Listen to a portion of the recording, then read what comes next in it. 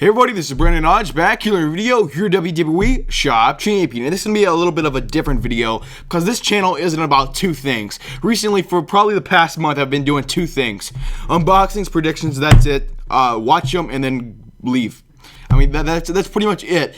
But before, I used to say, subscribe to this channel for my WWE exclusive content. WWE news, rumors, predictions, unboxings, top 10s, day in the lives, 6 things, not 2. And that's why I am back. I'm doing all kinds of stuff, all the stuff I used to do. So I am back. This is going to be a top 10 video. This one just came to me. I don't think anybody's ever done this video before. This is the top 10 most confusing WWE match endings or finishers or whatever.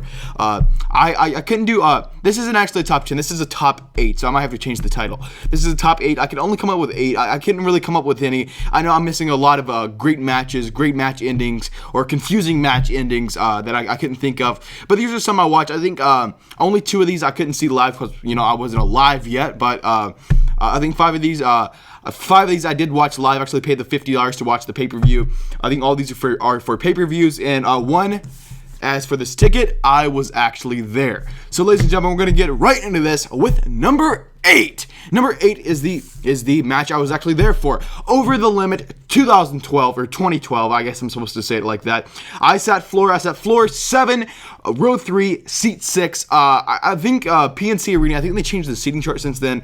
But I did find an old seat map, so I'm going to show you exactly where I was sitting. So in case you wanted to watch the pay-per-view, you can actually find me. So this red dot right here in section 7, that is where I sat. Row 3, seat 6. That's exactly where I sat.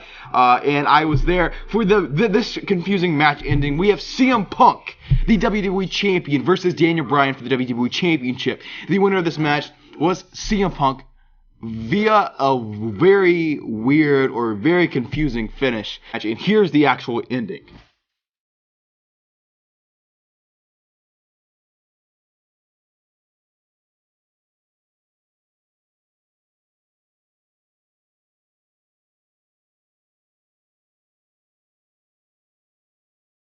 Number 7 is actually a really recent one. We have Dean fucking Ambrose versus the WWE World Heavyweight Champion Seth Rollins at Elimination Chamber. This was a very confusing. When Ambrose got the 1, 2, 3, I'm like, oh my god! Dean fucking Ambrose is our WWE fucking champion! I was so happy. I was going, yes, yes, yes! Like I fell out of my chair like I did at the Royal Rumble. But he didn't actually win this. They called it a disqualification, but then Dean Ambrose, I won this damn match. I'm taking the championship. Roman Reigns and Dean Ambrose, they jump the barricade. They go up there to the crowd, and they have the iconic photo, which looks like this. And then I think Dean Ambrose, he actually held that belt. He held onto that belt until the Money in the Bank pay-per-view where they had their rematch, which brings me to number 6. Number 6 is Dean fucking Ambrose versus Seth Rollins for the WWE World Heavyweight Championship in a ladder match. This was awesome. And this is another confusing ending. They both grab onto the belt and they both fall. So who the hell's the champion? But Dean Ambrose's grip wasn't strong enough. He let go of the belt, so I guess Seth Rollins is the champion.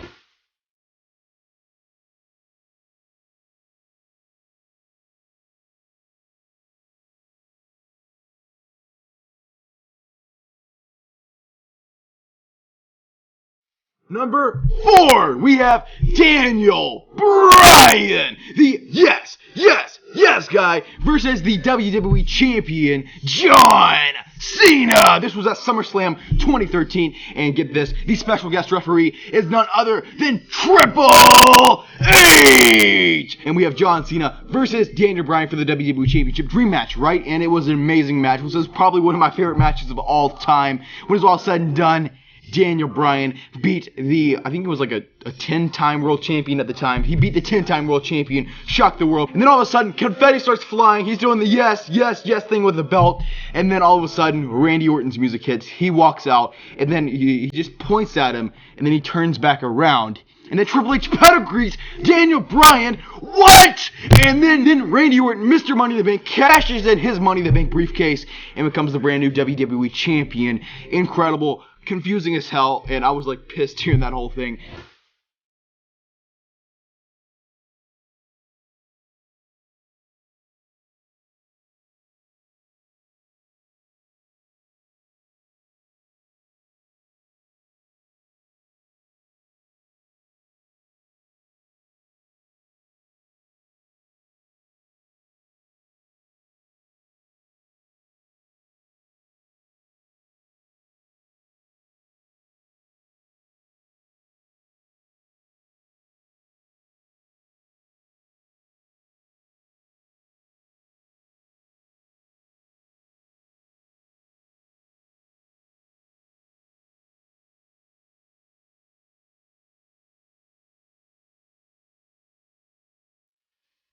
Number 4, Survivor Series 2012, John Cena versus CM Punk versus Feed Me More Ryback.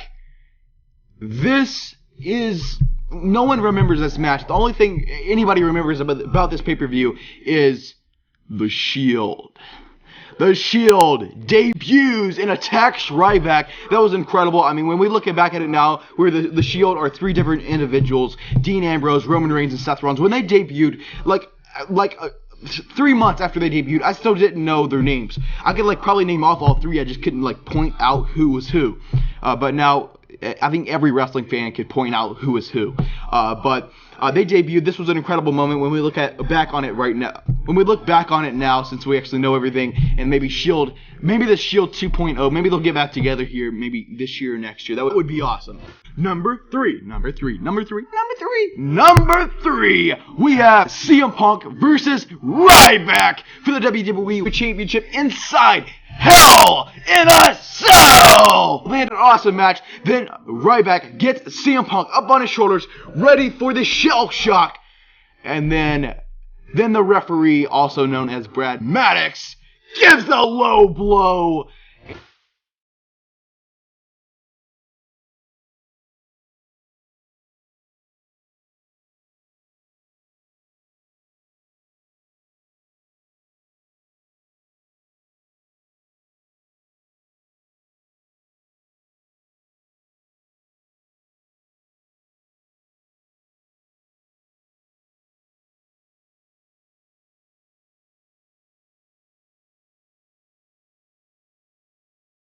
Number 2, we have Diesel, Kevin Nash versus Bret the Hitman Hart at the Royal Rumble 1995. Sounds like a dream match, right? It was. About 20 minutes of the match, they knock out the frickin' referee. I'm gonna have to have my phone for all these names. There's a bunch of names.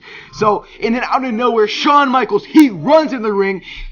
He starts attacking Diesel, and then Jarrett and the Roadie came into the ring, attacked Diesel as well, and then Owen Hart and Bob Backlund start attacking Bret the Hitman Hart for some reason, and then they couldn't separate them, they couldn't get them out of the ring, so the match was a draw. And therefore, Diesel is still the WWF champion. So that was probably the confusing one, but even more confusing than that, we have the number 1. The Montreal Screwjob.